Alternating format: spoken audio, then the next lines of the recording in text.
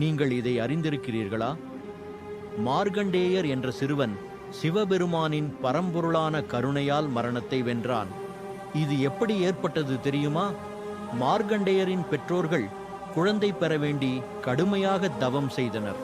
சிவபெருமான் அவர்களுக்கு ஒரு தேர்வு கொடுத்தார்.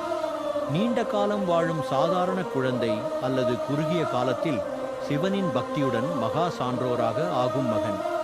அவர்கள் சிவபக்தியுடன் வாழும் மகனை தேர்வு செய்தார்கள்.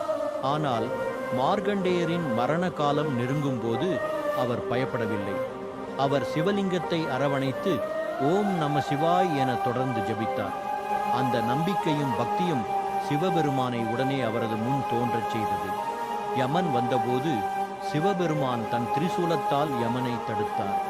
மார்கண்டேயர் அமரனாகியார். இந்த கதையின் பாடம், நம்பிக்கையும் பக்தியும் உயிரை கூட மாற்றும் சக்தி கொண்டவை. நீங்கள் நம்பிக்கையுடன் போராடினால் எதையும் வெல்ல முடியும். ஓம் நம சிவாய.